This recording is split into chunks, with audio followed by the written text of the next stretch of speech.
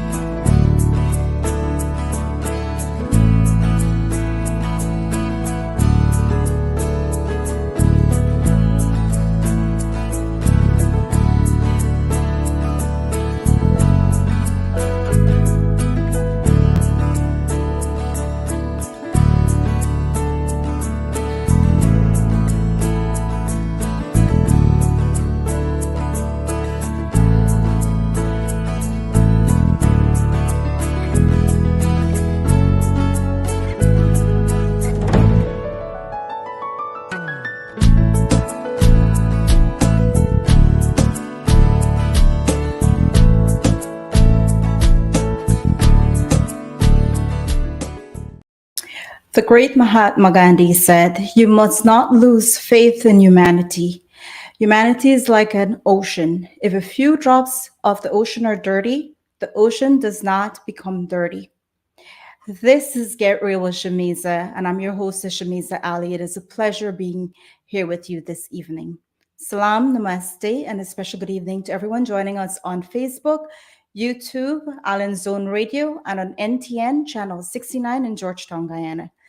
Tonight is our season 4 finale, and we promise an exciting evening plan. But first, did you know for the early affluent television crowd, the interest in televised cooking shows may have one or more general culinary, cultural education or entertainment rather than hands-on how-to? Possibly the first depiction of cooking by a cook on television occurred on 18th of November 1936 on BBC. It was part of a magazine program called London Characters, showcasing a selection of interesting people, among them the singing cook.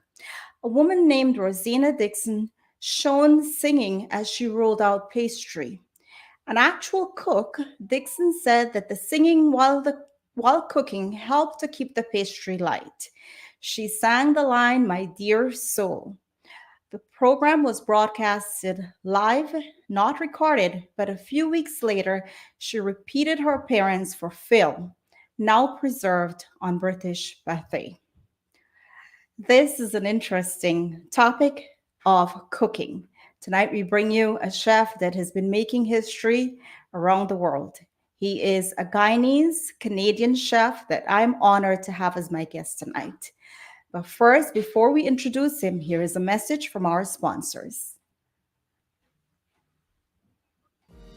Enos Driving School offers training for CDL licenses, including tractor trailers, trucks, and school buses. Just think, with a CDL license, you can have access to thousands of driving jobs at large companies such as FedEx, UPS, MTA, or New York Sanitation. Enos Driving School also offers defensive driving courses and training classes for cars and motorcycles, all taught by their college trained instructors who can even schedule your road test appointments. Inquire about other driving and training packages as well. You might even be qualified for their free CDL training, as they are a certified institution with the New York State Workforce One program. Call Enos Driving School today. They've been serving our community for over 10 years.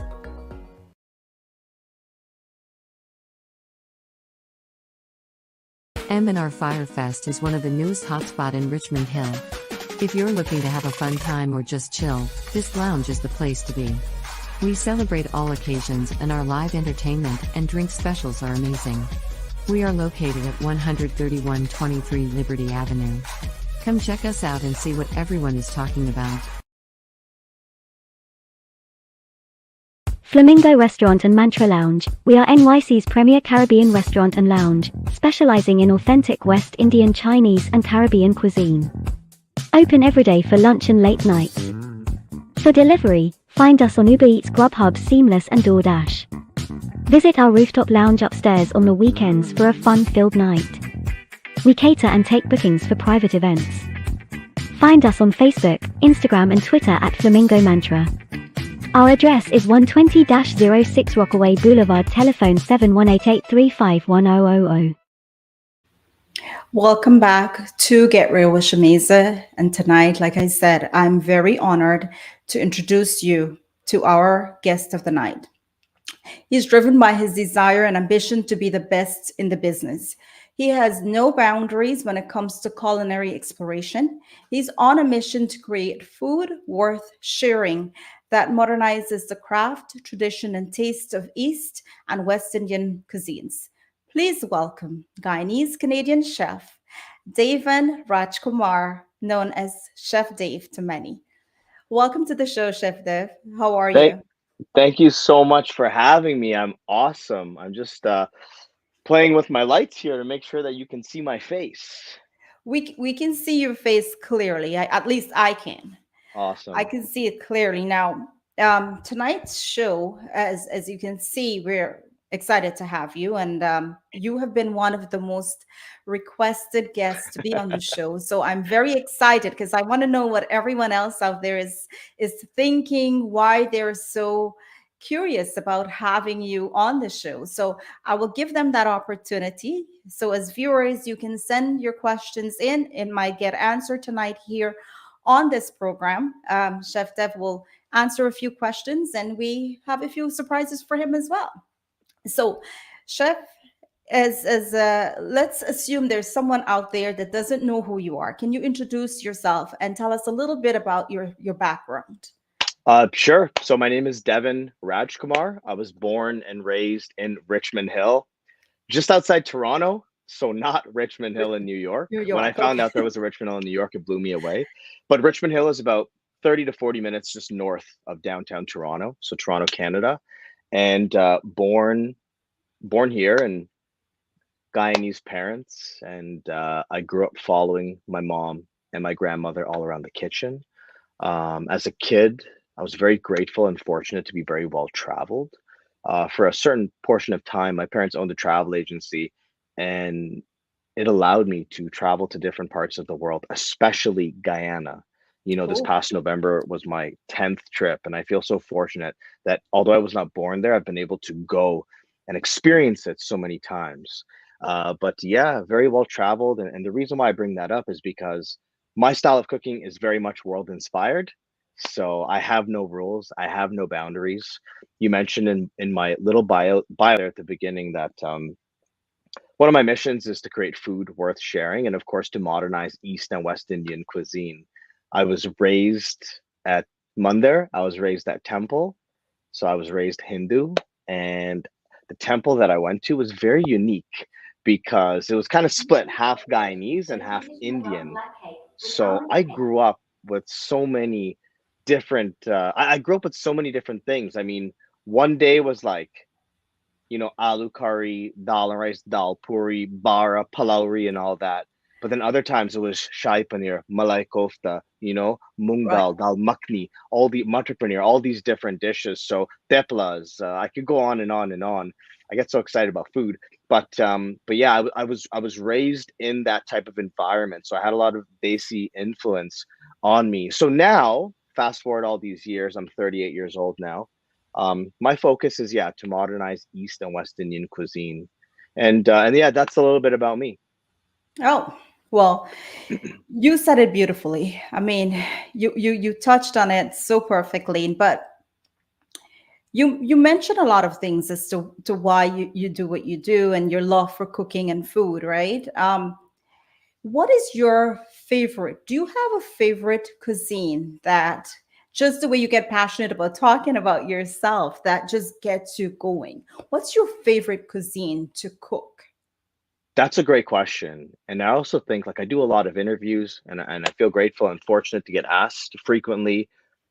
But we didn't go over the questions before this, Yeah, and no, we didn't. yeah, so I don't think you'd be able to guess what I'm about to say, but Oh, there is one style of cuisine that's similar to specifically Indian cuisine, but my favorite, and like all my friends here, like if you follow me online and you watch my stories, you already know what I'm gonna say. I mean, in fact, if you're watching this right now, you can drop it in the comments what you think I might say. Is oh it, yeah, do that. Italian, Ethiopian, or do you think that maybe it's Guyanese food? But Indian food, traditional Indian food. so my favorite style of cuisine is Pakistani food. And Ah, I've grown up with a lot of Pakistani friends in Toronto. Toronto's such a beautiful melting pot, but a lot of my friends are Pakistani or Desi. And my favorite style of cuisine, or what I enjoy going out to eat the most, is Pakistani food. Dishes like halim and nihari and biryani and bihari boti. There's just Lahori fried fish. There's so many beautiful things. And 2 years ago, I actually did a pop up in Pakistan. I was there for a few weeks and I had a sold out pop up, 100 people per night, two seatings for about 5 nights straight. And I was teamed up with a bunch of international culinary students. And it was an incredible experience. And I'll be going back there in November, which I'm looking forward to. But yes, Pakistani food is my Pakistani favorite food. So cuisine. note that for all his followers out there, Pakistani cuisine is one of his favorite to prepare, right? Not necessarily prepare, but to eat. Like one of my favorite things to eat is that Ah, style of food.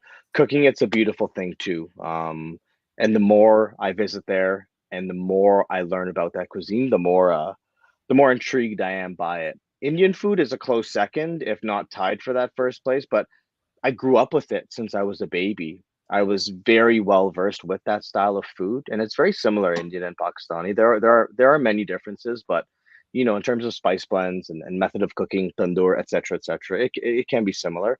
But yeah, I've only been eating that food for maybe 15, 20 years. oh, So yeah, that's yeah. my favorite. Now let's talk spices.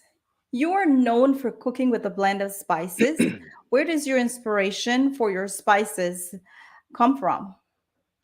That's a good question. My mom is a really great cook. I mean, she's a borderline chef, having had to cook for our family for so long. But there's something about spices that, I mean, when I teach people how to cook or instruct them or just share anything, if you take a normal pasta dish, for example, it's good, and some people will argue that you don't have to change it.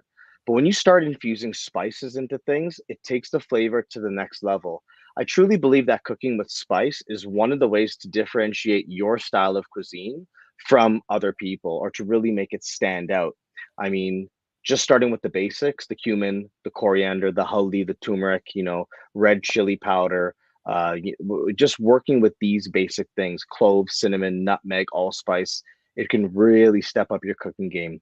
It unlocks different it unlocks levels to your cuisine that may not be there. I mean, you can just cook a regular, normal type dish, but when you start toasting and grinding spices fresh and infusing it into your food, it takes it to the next level. So that's always like, it's not like a secret of mine to use spices. It just seems obvious to infuse it. And of course, a lot of people might be watching and they might be thinking that I don't know how to cook with spice, or when I cook with jeera, I put too much, etc., etc. But it's all practice. And the biggest tip in the kitchen is always to one of the biggest ones is you can always add, you can't take away. So, I mean, as a chef, as a cook, if I need to salt my food 10 times and taste it 10 times, then that's what I'm going to do, right? As opposed to me over salting it and then the dish is messed up. Right. So yeah, spice is the variety of life, no doubt. Do you ever have a point that you actually messed it up and there is a way to fix it? So let's say, for example, you too much salt got in there.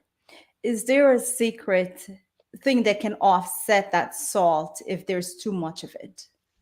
Great question. Let's do salt and let's do chili, for example, because Okay. I get asked this a lot. Yes. People message me online, chef, I made one of your dishes. I put too much Kashmiri red chili powder. I put too much Thai green chili. I put too much habanero scotch bonnet wiri wiri. What do I do? With the case of salt, you can try adding lemon, but typically when you add too much of one ingredient to what you're cooking, almost the best way to do this is to stretch out the yield. Let me give you an example. We're cooking chicken noodle soup, very simple. And I have 4 liters, which is about a gallon. So I'm in a large pot. I'm cooking 4 liters of chicken noodle soup. It becomes too salty. You can add potato, you can add different ingredients that you already had in it, but the best way to fix it is to increase the yield. So get another pot going and get the same ingredients in there and don't season it at all with salt and then mix the two. If you're Oh, cooking, if you're, yeah, increase the yield. That's typically what you would do. If you put too much pepper, let's say you're cooking pepper pot, for example, and like five where you burst inside of it, and for you that's too hot. In that case, the best thing to do is increase the yield. Some people would say add some sweetness. That helps balance and counteract the heat. For example, we could add brown sugar, a cane sugar, we could add honey. The only problem with this is it starts to become very sweet.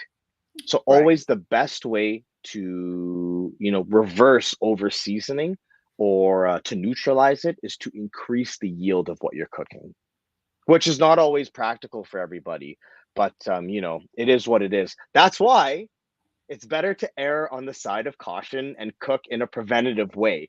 So we don't, Exactly. and yes, that's what I did. Just what I was saying is Yes. season a little bit at a time, instead of over Right. seasoning, and then you don't have to do damage control. Exactly. And some of us have, as they say, a heavy hand, right? Sometimes we're heavy on the salt and or sometimes it just happens, right? So it's important that we get advice from someone like you, who I'm sure has prepared many, many dishes over your lifetime so far and can give us some real, ways to do that. I Now, Yeah, I just want to say quickly that I have tips to share, yes. and I've learned a lot, but I learn every single day. Like even just listening to you speak about Rosina Dixon, I think you said November 1936, like the first cook on BBC. I don't even know that story. So like even just sitting here waiting to come on, I'm learning stuff. So with cooking, I'm constantly learning. No matter how many times I film for television, or no matter how many times I go live, no matter how many times I do a virtual class or a charity function or a live cooking class or whatever it is, I learn every single time and I make mistakes. And by making these mistakes, it makes me so much stronger. I don't see anything as wins and losses in cooking. I just see experience across the board. So if you're afraid of cooking or if you make mistakes, just keep at it. Right. Now, I do see a lot of our YouTubers on. They're watching us right now and they're, here. Please send your questions in. If you have questions for Chef Dev, we will definitely try to answer your questions. So please send those questions in. While you guys do that, we will get a video prepared from one of our chefs that was recently on the show, our local YouTuber that has questions for you. So while we get that ready, if you have questions, please send it in, and I'll do a shout out to a few of our viewers right now. Sherry Mohammed, good evening to you. Nadrat Kisoon, another, local uh, content creator, and she also cooks and she has like a little catering business. So good evening to you, Sandy's Backyard. She's on. Good evening to all of you guys. Such a pleasure to have you here this evening. And If we have that video ready, we will go ahead and take the question for Chef Dave. Good night, Shameeza, and thank you for having me back on your show to ask Chef Dev this question. Chef Dev, what's the most adventurous stuff you did on your travels? Did you skydive in India?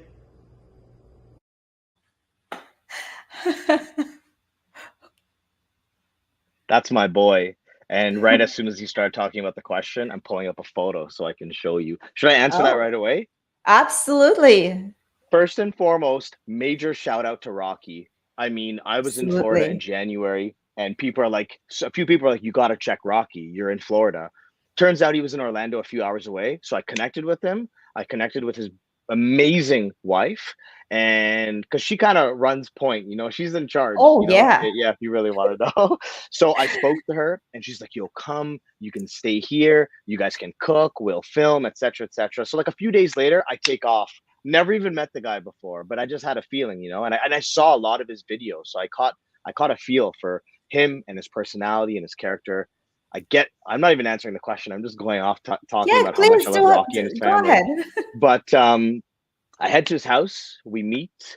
It was I think it was in the evening time. We went for dinner, and then we woke up the next morning, 6, 7 a.m., and boom, we started banging out recipes. Fish cake. I took star from the backyard, made a pepper sauce with it. We did I think 3 different videos. We did I think some type of chow mein, kazrip fowl chow mein. I can't remember now. I've done so much stuff over the past little while, but I love that guy. Rocky, to answer your question, now I get to the question. What's the most adventurous thing I did on my travels? Now, I've cooked in all over India, in Nepal, Pakistan, Peru, London, Glasgow, Turks and Caicos. I've been several times. I'm all over the place cooking, but I have a photo here that I'm going to show. I don't know how clear it's going to be, but this is Oh, a photo. And what this is that's me on a boat that's called a shikara boat. And what I'm doing is I'm making kava tea and I'm making gobi paratha. What's really exciting is that behind me there, that's all the Himalayas. I can't see where I'm pointing, but that's all the Himalayas there. So that was the most adventurous thing that I've ever done. I was actually traveling with a buddy. I was actually traveling with a no, actually no. I met this guy in Delhi. Long story short, he was traveling to be a yoga instructor, etc., etc. We went to Kashmir together, and he kind of orchestrated for me to do this really cool thing. So that's probably the most adventurous thing ever. There were so many flies around, you can't see from that photo, but it was flies everywhere. It was hot. We were in the middle of this lake called Hazrat Bal Lake, and I'm there cooking, and I look behind me, and it's like the Himalayas, the most surreal moment of my life. wow. And that trip was a 6 month trip around the world. I just knew I needed more experience, and I knew I needed to be put in uncomfortable situations, and I knew I needed to meet more people and learn about people more and learn more cultures. So that was like a month I was in India, and that's the craziest experience, sitting on the edge of that boat cooking, backing the Himalayas. Wow. And I see Rocky is here. Oh, Um, amazing. Good evening to you, Rocky, and your beautiful wife. Such a pleasure to have you guys here this evening. Now, And daughter. that, go ahead. And daughter. And daughter. Yes, I Beautiful actually had the family. pleasure of meeting her recently too. Uh, now, that looks amazing. And were you cooking for like a crowd, or was it just a few people on that boat? Like, Just a few people. The individuals, the gentlemen who were responsible for kind of taking care of our houseboat and cooking for us, and showing us around and stuff like that. When they found out I was a chef, they were very, very impressed. And when I started prepping and getting things right, they're like, oh man, they got so excited. So it was a whole team effort, and it was really just cooking for them. I had learned about this kava tea there because they pulled the leaves from the surrounding area in Kashmir, Nepal, in that area, northern India rather, on the India side. And gobi paratha was one of the dishes. I just love putting, keema or paneer or anything inside a paratha.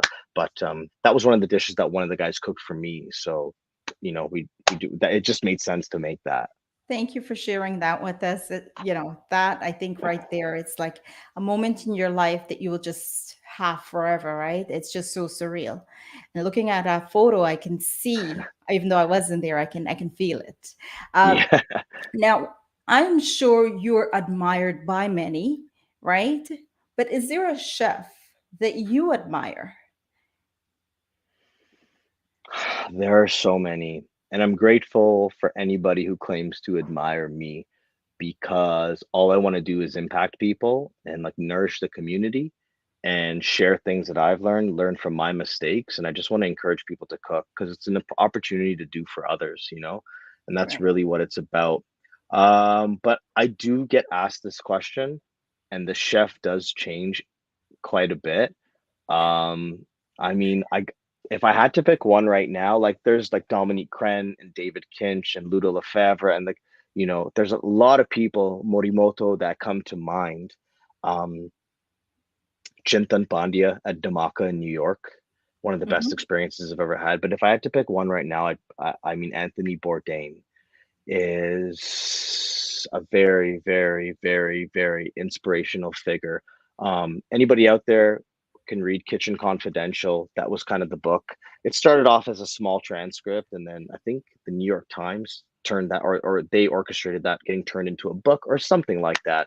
And then that's what really skyrocketed him to fame. But the way that he describes the kitchen industry, he was very, very transparent about it. I mean, there's not much to glorify. A lot of people see me on television and they see me cooking and they see me cooking in exotic places and they're like, yo, this guy lives the best life ever. But I mean, what it took to get here. And I mean, it's really tough. It's a really tough industry. I mean, I could dive right into a whole mental health segue from this. I won't. I think we might get to that later, maybe. But it's just a really tough industry. And then the way that Anthony Bourdain described it was, you know, it was something that a lot of people needed to hear. And then the way that he was able to connect with people traveling around the world through no reservations, through the layover, through parts unknown, through all the stuff that he was doing. It was so beautiful that he could walk into someone's house on the other side of the world and connect with them and sit on the floor and eat with them and learn about their story and how they got to where they were. So Anthony Bourdain. Anthony Bourdain. And, you know, we have so much questions, especially getting to know what it's like to be you. How you spoke of it, and we're going to get to know more about what it takes to be Chef Dev, famous, all of it. But what goes on behind the scene, right? What does it really take? And we'll get into it. But first, here is a message from our sponsors.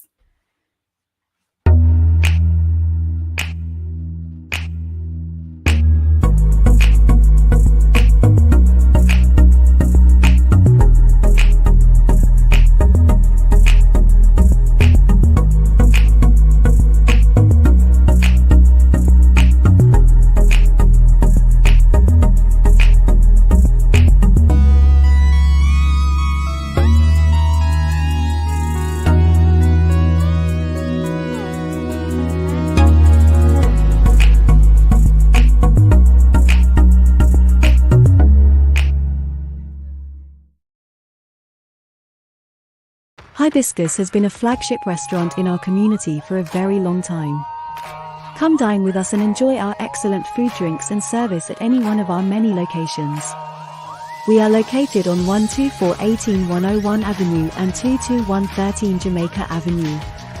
Hibiscus at Elliott's on the Mile in Freeport is one of our newest locations, along with 12402 Rockaway Boulevard. In Guyana at 91 Middle Street, Georgetown. Bring your family and friends and come visit us soon. Kiss Hall is one of Queen's premier locations to celebrate any special occasion, business and social events. The ambience and atmosphere is rich with elegance. Let your vision come true and allow our staff to handle every aspect of your affair. Come enjoy this experience at Kiss Hall and share it with your guests in an unforgettable setting. We are located at 130 to 35 91st Ave, Richmond Hill, New York. Contact us at 347-564-5406. Sherry's Weakness for Sweetness is a family-owned and operated bakery with a West Indian flair. We specialized in custom cakes, decorative desserts and a contemporary spin on traditional West Indian cuisine. We are located at 114-07 Jamaica Avenue. Hours of operations are Tuesday through Friday 10 a.m. to 7 p.m. and Saturday and Sunday 10 a.m. to 5 p.m. Memories should always be this sweet. Come visit us today. All right, we are back, and I'm excited because there is much more questions. We have so much more to get to. Chef Dev, like I was saying before we took that little break. Um, I'm sure that you're successful. Everyone knows that, right? You have a line of I believe, sauces. Yeah, I'm You uh have a line of sauces. I'm I did my little research. I saw you have collaborations with Acura. You're on billboards in Canada. I mean, you are on the outside. If I'm looking in, I'm thinking, wow, he's successful. He's living the life. But what does it really take to be you? And as a person coming, I mean, we were not born in Guyana, but we look at you as Guyanese, right? Because that's your background. What does it take to be a brown boy who is successful, not only in Canada, but around the world? wow. So that's a heavy question. I mean, I don't even it's tough. I don't even know where to start. It's difficult for me to answer, and I think one of the reasons why is because like if I'm here, like let's say my life starts here and I'm here, I feel like I have this far to go, right? So I mean, what is the Yeah. definition of success in that case? But based on certain milestones or things that I've achieved to date, what does it take to be me? Man, a lot of passion, humility. Humility is so important. I mean, I'm 38 now, and in my 20s, I didn't know about humility and I didn't know about ego and things like that. And I'm not always proud of my behavior in those days and stuff like that. But by the grace of God, by the grace of something, humility was introduced into my life, and it's had a major role in humbling me and bringing me back down to earth and really looking after myself, yes, but really thinking of others a lot more. What does it take? I mean, a lot of passion, a lot of hard work. Like a lot of the years that I've spent getting to this point, they're not pretty. There's nothing worth watching. I mean, when you're working 10 a.m. to 2 a.m., like people complain about 9 to 5 or whatever that is. I'm not trying to hate on anybody, but I mean like 10 a.m. to 2 a.m. like broke me.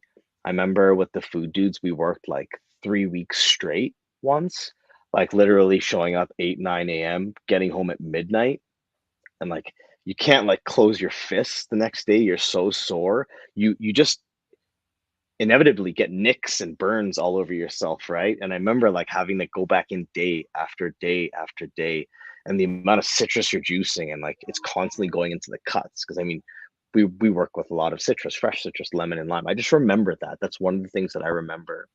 Um, but I knew I had to pay my dues, and I knew that working hard, I knew that I would get out what I put in. So I continue to always put in. And I mean, to do what I do was to be a yes man for many years, to say yes to everything, to take major risks. Like a lot of times people don't see the input. What they see is the output. They Okay. see what happens. So people see the billboards and they see the commercials on television, right? And they see me cooking on the beach in Turks and Caicos. But I mean, what it took to get just to this part of my life, and I feel I have so much more to go and I have so much more hard work to do. It just takes yeah, a lot of passion. It takes good people around you. Like auditing your circle is really important. Um, I mean, these are just some of the things that come to mind. I mean, it's it's been tough. It's been really tough. Like I didn't know what I was doing. I've been cooking professionally now for about almost 15 years, but at the beginning I didn't know what I was doing. I didn't know about brand. I was branding myself. I was putting myself out there. I was taking these risks, but I didn't have a game plan. I didn't have a 1, 3, 5, or 10-year game plan. I just knew I had to work my ass off, and I just knew that nothing would be handed to me, and I knew I had to differentiate myself. So that's really what I tried to do. I always tried to stand out a little bit, do things a little bit differently, and yeah, and be memorable. Yeah, absolutely. Now, um, listening to you, this question was an important one, and I kind of structured it to be right there in the middle. The reason why is part of what I do here and Get Real with Shameeza is a lot of people see people who are famous on the show, they see all these the good, right? They see the results. They really don't know. And this part here is the part that I like to get into, the core of it, to really inspire others to say, hey, it took 15 years for him to be where he is right now. A lot of hard work. You're upset about your, 8 to 5. He does it like day after day, 7 days a week. He does it right with no complaints. I'm sure it was stressful, but you knew that you had to get something. You know what you wanted, and you were willing to work and do what it takes to get you there. And that's the part that I like, to hear this part of the story and this part of the journey. With that said, we're going to change it up a little bit. We'll play a little game. It's called 6 and 60. Basically, what I'll do is ask you 6 questions, very, simple questions. And this right here is our timer. I'll turn it over when I start ask the first question, and then we'll just go from there. All right. So let us see where we're at. 6. All right. So, what is your favorite meal of the day? Breakfast. Breakfast. Oh, email or text? Text, for sure. Which is more important to you, being right or being heard? Oh my God. Being heard. Being heard, yeah. Being heard. A name of a country that begins with the letter D. Uh, I can't. We're doing Denmark? well. What was that? Denmark? Denmark. Okay. Oh Uh, God, putting me on the spot. which do you prefer, live shows or recorded shows? Live, for sure. Way Live more. shows. Oh yeah. And my last question is, do you prefer to be liked or to be real? Real, real, real. Get Being real. real. All right. There you go. We have some time to spare. You did very well. I wish I said dinner. Oh, you Yeah, as wish you much did. as I love breakfast, I know that was the first question. As much as I love breakfast, I mean, I get most excited about dinner, and I'm also thinking like dinner is when I eat by myself, but it's also like when the most excitement for the day or like around a meal is dinner time, and like that's when I spend time with my family or a group of friends or a special person or whatever that looks like. Like there's Mhm. usually more action at dinner. It's usually more auspicious, if that's even the word I'm looking for. So yeah, let's take out breakfast. All right. We'll clearly noted. Now I have a question from the ladies, right? Most of the ladies are thinking this, but they're shy to ask it. So Uh-huh. I'll ask it on behalf of all of our female viewers right now. Are you single? Definitely single, and I've been on a journey of discovery over the past little while, and yeah, I just love the way my life is right now, and married to my career in many ways. I mean, you just mentioned that some women are single, but sorry, you just mentioned that some Shy. women are too shy to ask. But I Yes. mean, I get asked all the time on Instagram, on Facebook, always all over the place. Even when I do like the Q&A sessions on Yeah. my Instagram, someone will always ask like, "Hey, do you want to go on a date, or are you single?" and stuff like that. I mean, I don't think I would meet anybody offline. Like if I went and met everybody that messaged me that wanted to meet online, I mean, that would be my full-time job, Oh, right? okay. But just really happy the way things are right now.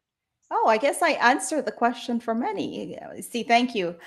All right, here's a question from the guys. What will you prepare for the perfect dinner to impress your date?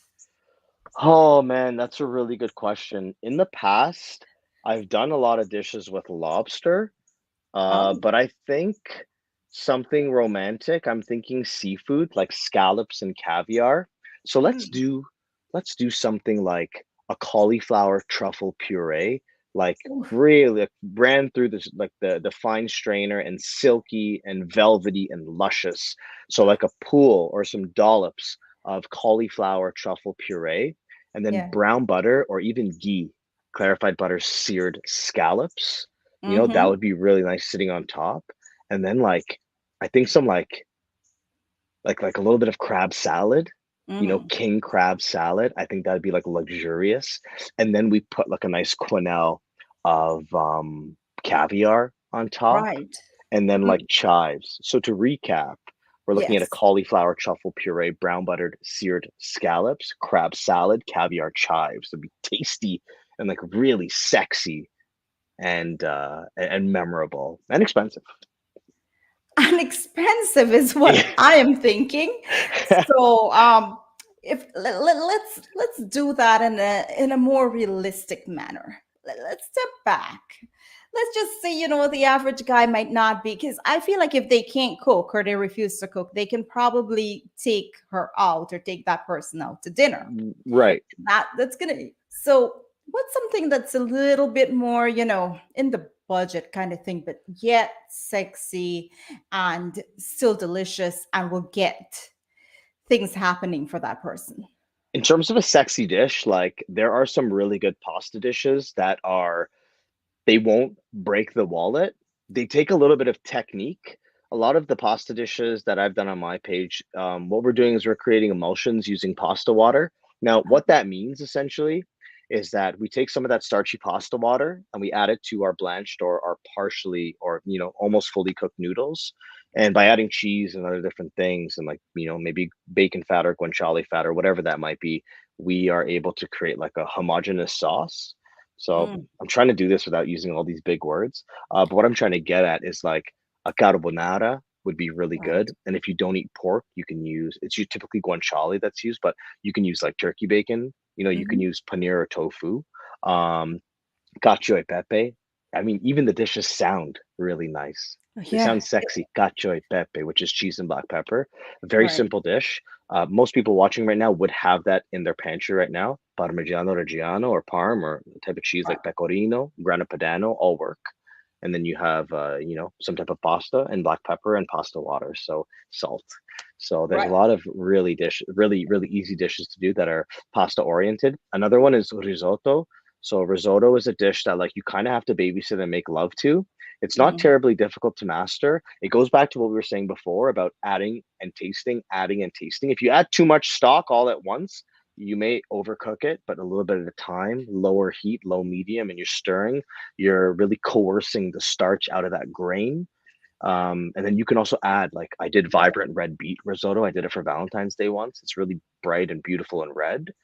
So risotto is another dish that it's risotto is the type of dish that when you make it for someone, you clearly care about them. So that's I think the pasta dishes are very affordable and right. very attainable. Hmm. I see Rocky says, I think he said a beef curry and rice with dal. I see, I know some duck curry and rice, Oh yeah, uh, definitely. I mean, chicken curry and rice. I just filmed duck curry, dal and rice in my backyard here at my parent where I'm at my parents' house right now. I just filmed Right. back there with Bombay lemonade. So Oh, yeah, I Bombay remember. and I were back there and we made a mean duck curry. It was excellent. I mean, that's great and all that, but I figure everybody watching here and everyone that's gonna watch this, like, like yes, bacon saltfish, right? Of Like sure, course. like provisions. I mean, sure, we can mention like katahar. Katahar is my favorite, like my favorite thing in the whole world. But I just wanted to mention some stuff that maybe, Gilbaka curry, yes, maybe some things that were not necessarily West Indian or Caribbean. Right. I think you answered it completely. I don't think Okay. you missed anything there. But we have a lot more to get to. I mean, I have a lot more questions for you, and I see questions are coming in. So keep sending in your questions, guys, and we will take a quick message from our sponsors. Mandy's Cake Creations, serving traditional rum black cake with almond paste and royal icing. Non-alcoholic is also an option. Catering is available. Personalize your cakes and boxed favors for your birthday, engagements, weddings, work events, and more.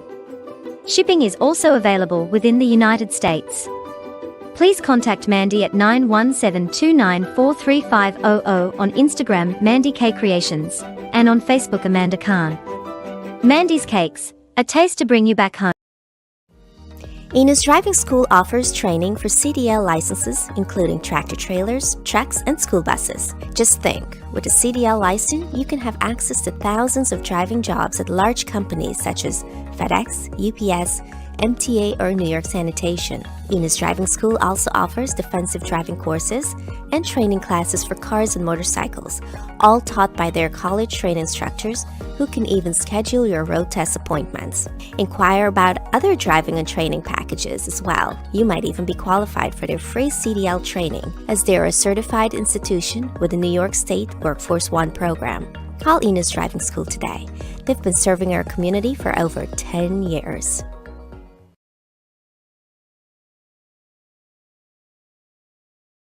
M&R Firefest is one of the newest hotspot in Richmond Hill.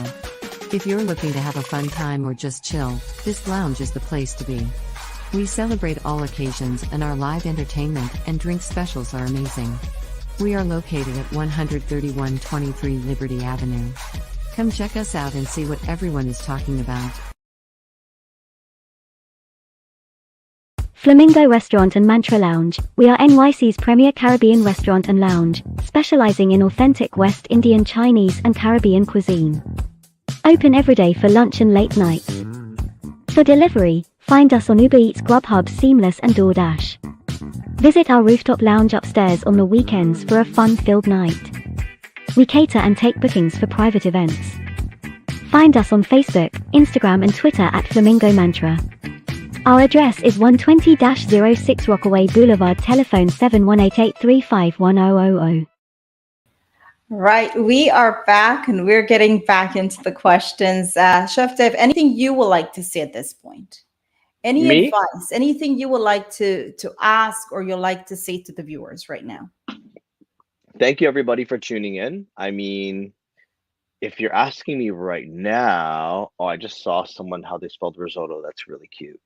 If you're asking me right now, right on the spot, I mean, I just want to say that currently at this moment, I'm very happy and content where I'm at in my career because for a long time, I didn't know the direction I was going in. I didn't know what I wanted to be known for. I didn't know what my messaging was, like what was my purpose, like what am I cooking for kind of thing. And in the past recent months and more recent years and stuff, but recent months, I've really started to hone in on that. And I've become very comfortable being an ambassador to Guyana and Guyanese cuisine and West Indian cuisine, Caribbean cuisine. So, I mean, right off the top, that's something that I'm grateful for. So, yeah, shout out to everybody watching and Yeah, I do just want to make see. everybody proud. I know that we just saw the ads that played, and one of the ads that played is for a black cake. And I actually know the girl that makes the black cake well. So next time you're in New York, I'll make sure you try that black cake and you will give me your honest opinion on what you think about it. And it's Amanda. She makes one of the best black cakes that I've had. It has a royal icing, a little bit of, it's just like perfect. But I would love for you to share it with you and get your feedback on it as well. Yeah, It's loved by absolutely. many here in New York. I don't doubt it. I can't wait to try it. I was in New York in March, so the next time I'm coming, I don't think it'll be terribly long from now. I'm pretty sure I'll be able to get out there I'm before looking the end of the forward to year, that. but I have there's some people in my life like a Chachi and stuff like that that make a mean black cake. They soak in that fruit for God knows how long in rum. But I really look forward to trying that one. Definitely. Or if I'm in Canada, I'll definitely bring you some of it so you can try it. I do see one of our viewers, Big Well Halal. He says Big Well Bakery and Halal Restaurant have the best duck curry. Come check us out on 10708 Liberty Avenue. A nice way to put that out there. A special shout out to you and thank you for watching this evening. Uh, I they say she's the cake boss. They call her the black cake boss here in New York, and we're very very proud of her. Here is my next question to you. Now, you're very close to your mom, and she can often be seen with you cooking in the kitchen. What role has your mom played in your cooking career? Oh man, so my mom's always been a major inspiration. I mean, I grew up in a home. My mom wasn't afraid to try new recipes when we were kids and stuff like that. And my mom would often bring home different ingredients, different fruits or vegetables, different stuff. And I don't know, she taught me to think a little bit outside the box. And I think I grew up with different foods that, the typical Guyanese kid wouldn't necessarily have grown up with, different things like that. And she's a very, very important, she's the most important person in my life, to be honest with you. She's my dad as well, right? But my mom and I have a more we have a different we have our own relationship. My mom and I have a very special relationship.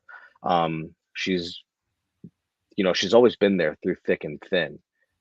When things got the worst in my life, she was there. When things are amazing, she's there. When things are linear, when things are predictable, when things are unpredictable, like at all times, she's always, always there. And we spend a lot of time in the kitchen together. And she's someone that, yeah, like, I don't know, getting a little emotional, to be honest with you. I mean, she's been everything to me at all times, kind of thing. So, and my audience loves her. So Yeah, like I know. if I show my mom like clapping roti or like using the dal gutney or like chunking dal or like anything like that. I mean, my mom taught so many people through my channel how to make bacon saltfish, right? How she makes her vegetarian chow mein. I take her on City Line with Tracy Moore, like that syndicates to millions and millions of homes. And my mom's there making banana bread and stuff like that. So yeah, my mom is the most important person in my life. Very And nice. And if and mom watches this, mom, we love you. Thank you for raising such a wonderful son. Um, later truly, Rocky. truly inspiring. So we now will go to a question from one of our other YouTube creator that has a question for you. Here's the question. A pleasant good night to Shameeza and all the viewers on the live. Thank you so much, Shameeza, for this. A pleasant good night to Shameeza and all the All right. viewers on the live. Thank you so much, Shameeza, for this opportunity tonight. We will work on that one and we will come Hi, back. Chef Dev. Cooking with Ash here. Thank you so much for all your inspiration, and I am a big fan of yours. My question for you today is, which chef inspire you the most, and how have they influenced your work? Keep up the amazing work. Think you kind of answer that one. I did, but I can give you another answer that's Yeah, relevant and sure. Yeah, applicable. go ahead. There's a chef in California. His name is David Kinch, Kinch. If anybody goes on YouTube, you can just look up David Kinch, Mind of a Chef. He's a very calm, tranquil. He's a very composed individual. He's just so zen and he's so meticulous with his craft, and he's influenced me. He's often taught me to scale things back, and I sometimes I can cook very frantically because my training with food dudes and my training in heavy, heavy, high volume catering and high end catering, where you don't have a lot of time to get out a lot of food perfectly.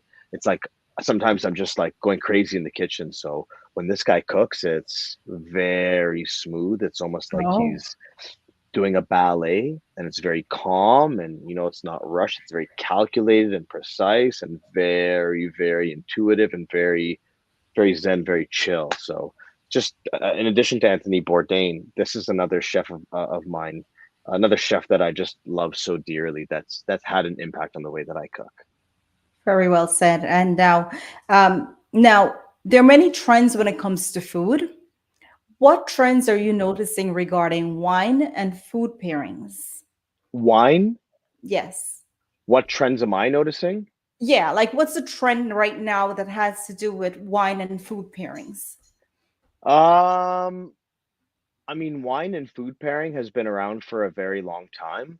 I'm not But sure there's if you're always trying. like something trending that's like popular, whether it's YouTube or TikTok makes a lot of like different. Because I remember there was a time when there was like a pasta that you just put the cheese and you put all of the things, you push it in the oven, and it was like a beautiful pasta dish. Oh, I know what you're talking about. There's Right. one with feta and stuff like that. I think I know what you're talking about. Exactly. Yeah, Exactly. yeah. Wine and food. Oh, what's the current wine and food pairing? I'll be Yeah. honest with you, I haven't been paying much attention to the alcohol and stuff. I stopped drinking about it's almost been 15 months, And although I've done content online for like Jameson and like so many different liquor brands, I remember BD's Vodka. I've done so many things over the years. So much work with the LCBO, which is the organization here. Where that's basically how you get alcohol here. You go to the LCBO, Liquor Control Board. So yeah, I mean, I haven't been watched like for the past year and a half. I'm not really attracted to that type of content. It's not something that I've seen, and it's just not front of mind right now. I hope that's Got not it. a cop out. I just haven't really seen much. I'm drinking a lot of non-alcoholic beer. I mean, we Oh, want to talk like really exciting stuff like Heineken Zero. I'm not getting paid to say this, but Heineken okay. Zero tastes like Heineken.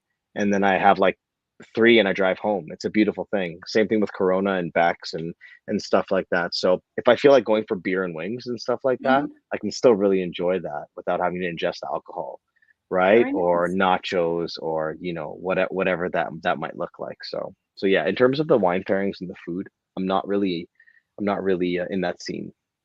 Now that might be a nice substitution for alcohol. Do you have a substitution when it comes to like vegetarians, right, or vegans? What's some substitutions that, like, if you want to be out, right, you don't want to indulge, you because you can, right, you choose not to. What are some substitutions? Let's say, for example, like wings. Oh, buffalo cauliflower is the first thing that Okay. comes to mind. I mean, Wow. it's a recipe that I've done on my page. I did a brand partnership with Tabasco. I think it's on YouTube, but it's definitely on Instagram. It's a really highly produced piece of content that we did. And I did buffalo cauliflower tacos. But yeah, if you're going out and you don't want to eat wings, or if you're vegetarian, buffalo cauliflower, which is essentially a type of hot sauce and butter, maybe Frank's, maybe Tabasco butter. That's buffalo sauce essentially in a nutshell. Um, Buffalo tofu, stuff like that would definitely be a good substitute. And I know that there are vegan wings that exist. They look like wings, they don't have a bone, they have a similar chew to what you'd think a wing to be with the density and the mouthfeel of protein, of chicken protein. So yeah, you can just go get vegan wings. Yeah, and if you have questions, you can always go to Chef Des YouTube channel. Make sure you're Oh yeah. following him, right? Yes. If you're not following him, you should be following him. You should add him on Instagram. You should add him on Facebook, and just keep going, guys. You have to follow him. All right. Some great questions, and we have more questions in just a few minutes. But first, here is a message from our sponsors.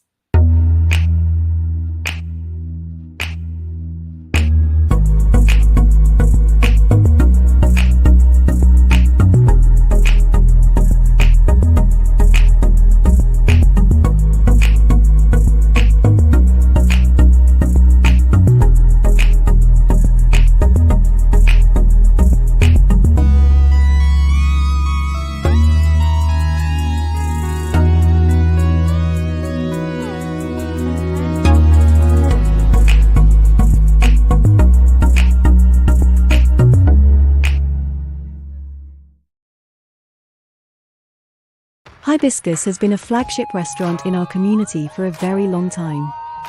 Come dine with us and enjoy our excellent food, drinks and service at any one of our many locations. We are located on 12418 101 Avenue and 22113 Jamaica Avenue. Hibiscus at Elliott's on the Mile in Freeport is one of our newest locations, along with 12402 Rockaway Boulevard. In Guyana at 91 Middle Street, Georgetown. Bring your family and friends and come visit us soon. Kiss Hall is one of Queen's premier locations to celebrate any special occasion, business and social events. The ambience and atmosphere is rich with elegance. Let your vision come true and allow our staff to handle every aspect of your affair. Come enjoy this experience at Kiss Hall and share it with your guests in an unforgettable setting. We are located at 130 to 35 91st Ave, Richmond Hill, New York. Contact us at 347-564-5406. Sherry's Weakness for Sweetness is a family-owned and operated bakery with a West Indian flair. We specialized in custom cakes, decorative desserts and a contemporary spin on traditional West Indian cuisine. We are located at 114-07 Jamaica Avenue. Hours of operations are Tuesday through Friday 10 a.m. to 7 p.m. and Saturday and Sunday 10 a.m. to 5 p.m. Memories should always be this sweet. Come visit us today. All right, we are back and we're about to wrap things up. Chef Dev, I know that you were not born in Guyana. I know you have visited Guyana at least 10 times. What is it about Guyana that keeps you going back? Man, I mean, where do I start with a question like this? Okay. So, what is it about Guyana? I mean, growing up in a Guyanese household, and I mean, at Christmas time, smelling pepper pot, and then waking up with bacon saltfish, and then, having all these hearing the accents growing up as a small child and as a baby, and like not knowing about this actual place that my whole family came from, my aunts and my uncles, my chachis and chachas, my grandparents, etc., getting to finally go there was an incredible experience. I was very young the first time I went. And to be completely honest with you, growing up, I would go to Guyana for a wedding or a funeral. It's just the way that it was. So at one point, I was going every 2 years. So I was getting acquainted with that place. But it's a magical place. The people are beautiful. I mean, it's interesting. Guyana has a smell. And when I went back this past November of 2021, to film Chef Dev Taste Guyana, which we put on YouTube. I mean, when I went back to film that, I could smell that smell, and it's just such a special place. The last time I'd gone before that was 2013, Cricket World Cup time. So yeah, it's just such a special place. I visited Kaiser Falls and Oranduke Falls and done mainstay. Haven't gone to Let Them, but I mean I've traveled um all across different parts of Guyana, and I can't wait to go back and explore more. But it's a very special place. Um, I just love going there to eat and picking fruits off of trees. I mean, it's just a mind-blowing experience. I filmed some stuff. I remember filming this mango salad with my friend Wesley out. It wasn't in Chef Dev Taste Guyana. It's something that I think we put up on YouTube. But I'm just literally walking around the garden and like picking pomegranate and then like picking tamarind and then like picking what else is there? There was guava, I mean, and mangoes. Like there's different mango trees and varieties around me. I mean, as a chef, as someone who just loves local ingredients and gets really inspired, um, Guyana is just absolutely a mecca. It is a wonderland for someone like me. And I can't wait to go back and explore more. And every time I go, I learn about new ingredients. I mean, I just learned about tuma and fly and paiwari from Takuma. I learned about all this indigenous cooking when I was there last time, and I can't wait to go back and continue to learn. But it's just a very, very magical place. Another reason why I filmed that documentary, and another reason why I'm constantly promoting Guyana, because I want everybody to know about it. Very well said and Yeah. beautiful indeed. Now, tell us something in Creolese.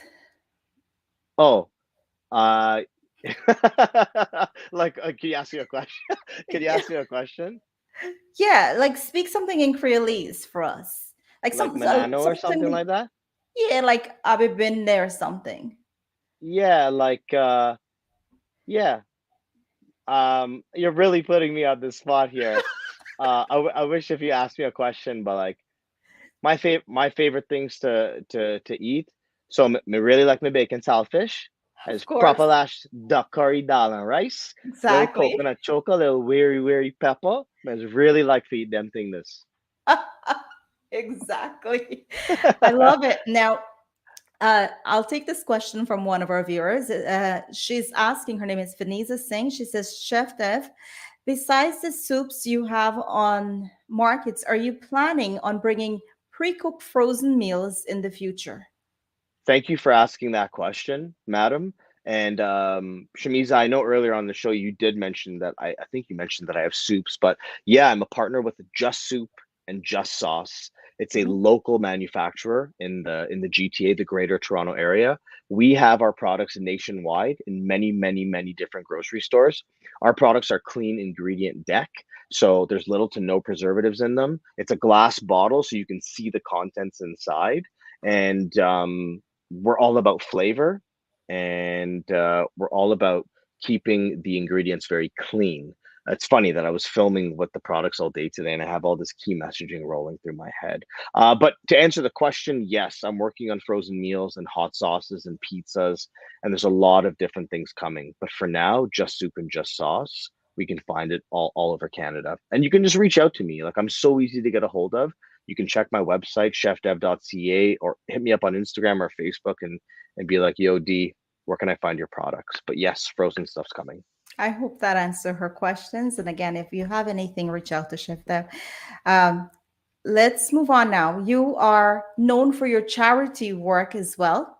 Tell me about a charity that you have collaborated with that means a lot to you and how it has changed your perspective about the cause.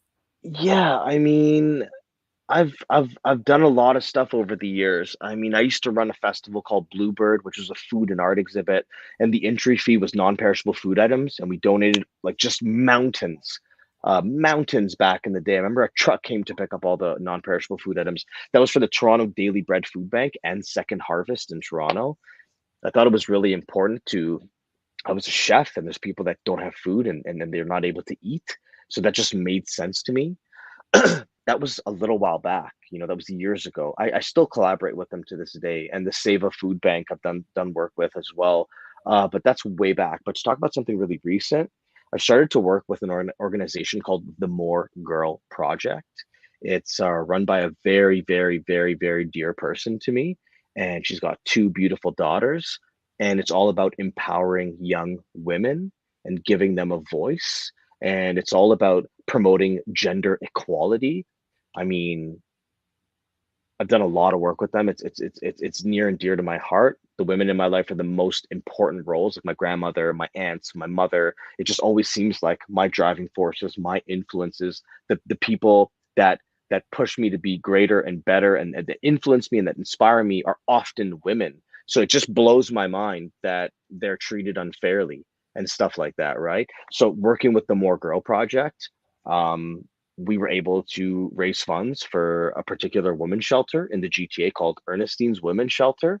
And we're able to provide them with funds to help them because, I mean, domestic abuse has become worse than ever. I'm not saying that it was decent before. It's never been good. But over COVID and over the pandemic, it's gotten worse. Domestic abuse to women and children. So it just it's just something that I wanted to get involved with. So working with the Morgo Project and Ernestine's Women's Shelter, that's something current. So the Daily Bread Food Bank and Second Harvest was like a while back, and I still do work with them, but working with women's shelters now and raising awareness about the issues that are at hand, very important to me. It's also one of the reasons why I paint my nails. Like, I mean, some people will see my videos and they're like, "What's wrong with this guy? He's painting his nails." First of Yeah. all, it's none of your business, and it's not hurting me, it's not hurting you or anything, right? People are just afraid of things that are uncommon. I mean, they see me with my nails painted and like there's something up with this guy. There's really nothing up with me. I mean, based on this conversation here today, you can see that I don't know what defines anything as normal, but like, there's nothing blatantly I different about me, right? So, I mean, but that's one of the things that I wanted to do. I wanted to break people's conceptions, societal norms, and molds of like, where does a woman fit? Where does a man fit in the picture? I mean, Wow. they're the same. I mean, everything. There should be no borders. There should be no rules. There should be no boundaries. Let's see if we can get that question from our last YouTuber. Quickly, if we can bring that question up. A pleasant good night to Shameeza and all the viewers on the live. Thank you so much, Shameeza, for this opportunity. Unfortunately, we can't get it. But we will move on now. Chef Dev, it's my last question of the night, and I love what you just said. I just want to go back to that. I actually started my own foundation. It's called Safari for Hope, and it is my goal and really what we're looking to do with Safari for Hope. It's an organization that caters to women and young girls that are victims of domestic abuse. We look to find ways that we can help them especially young girls and women in Guyana, and also children. Our foundation caters to everyone, but our main focus is young girls and women. And we have our first fundraiser this Saturday, and it's a boat cruise. I'm excited. It's a sold out event, and it's the first of many to come. I hope one day we can do a collaboration where you and I can, collaborate and find ways to help and to create opportunities for young girls and women, whether I, it's here or in Canada or in Guyana. I would love for us to do a collaboration. I am here at your service. And further to that point, like I want to start doing YouTube lives and Facebook lives. I do lives on my channel on Instagram. Mhm. But for something in the future, I would love to Yes. have you as a guest as well if you're interested. And I want to be the one asking the question, and I want to be the one flipping the hourglass and stuff like, Ah, yeah, okay. all right. I might be able to lend you this, but Okay. I will. It will be an honor. I am very excited, and I feel grateful to be able to do that with you. Thank you so much. It will be an honor to be on a show on your platform, and I get asked the questions. I'm like, I can't control my emotions now, but definitely, I will look forward to that. Looking forward to our collaboration for my organization as well, and I can't wait. Now, before we leave tonight, what would you like your legacy to be? Yo, these are like heavy questions, Shameeza. I But I said I guess will that's keep why it it's, real. I but said I I was will just keep it gonna say, I guess real. that's why it's called Get Real, right? Get Yes. real and show up. I want to, it might sound cliche to say, but the first thing that comes to my mind is leaving the world better than I found it. I mean, a lot of the work that I've done when the pandemic started was just to put out recipes and just make food and cooking accessible to people. Taking pad thai, taking chicken curry, taking eggs benedict, taking flourless chocolate cake, taking cookies, whatever it looks like. I just tried to make these recipes accessible to people. And this, because everyone was spending so much time at home, I wanted people to be able to cook for their family and not make it too expensive, and not do things and take on recipes that seem daunting, and really try to make them simple. So I want to leave the world better than how I found it. I want to inspire people to cook. I mean, sitting at a table with family, if you're fortunate enough to have some family around you, not everybody does, but sitting at the table surrounded by people that you care about, family in a home somewhere, whatever that looks like, is the most beautiful thing ever. And I'm glad I changed my answer to favorite meal of the day to dinner, because I did do that, because Yeah. dinner time is that. It's my most exciting meal of the day. I initially said breakfast, not to digress too much, because I thought like I wake up and it's like you're hungry and it's the first meal, but it's dinner. That's where memories are really, really made. I mean, that's where you get to spend time with people you may not have seen all day, people you haven't seen in a while. It's just a very special time. And I can sit at a dinner table from 6 p.m. to midnight and longer if I need to, Wow. and that's what inspiring people to cook and create. And so I just want to leave the world better than I found it, to repeat that for the third time. And I want to be a better role model. Like, one of the reasons why I stopped drinking and all that stuff, and the reasons why, like, I'm training hard and working out hard and putting out this content, and I just want to set a better example. I realize there's a lot of children following me these days. I see them, I get messages from them, I get messages from the parents. I just want to be a better version of myself, right? So I want to lead by example and let people learn from my mistakes, because I'm learning every single day. And I just want to make sure I'm being the best that I can be. And cooking is like my vessel. It's a way that I can communicate. I'm not bad at it, you know. Maybe I'll keep my job after tonight, kind of thing.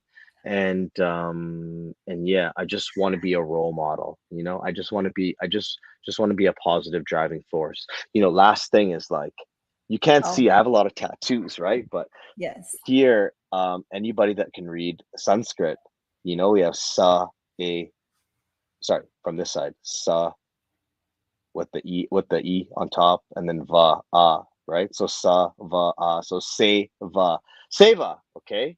So seva is Yes. selfless service. You can't see in all this tattoo that's here, but it was there before, and I made sure my artist didn't didn't cover it up. But seva is selfless service, so doing for others without praise and recognition. It's taken me a while to get a grasp of that. It's a daily practice, but really, I really feel that's my mission, is to do for others, and I can do that through cooking. And it feels like that's my purpose. That's your Man, purpose. long And answer. I like to feel it's a very, very good answer. Inspire others, leave the world better than you found it. Uh, all things that I think we all who try to make a difference is to really live our purpose. And you said it best tonight. I mean, you've you said so many things right tonight, and I'm truly, truly happy that you were here with us this evening. Anything final before you leave us? Any message to your fans that are not currently following you, why they should follow you? I mean, I've said a lot in this interview with you today. I don't want to talk about myself anymore, but if you see something you like, then by all means follow me. Don't be afraid to reach out. Like I said, I just want to be a good example and inspire people to cook. So yeah, that's about it. I'm really easy to get a hold of. I'm really easy to follow. I'm on all the major platforms and stuff, and I'm very grateful to you, Shamiza. Thank you for reaching out to me, and I look forward to collaborating with you more in the future. You've built something very beautiful here, and you're impacting lives, and it's exactly what I want to be doing. I want to be leaving this place better than I found it, right?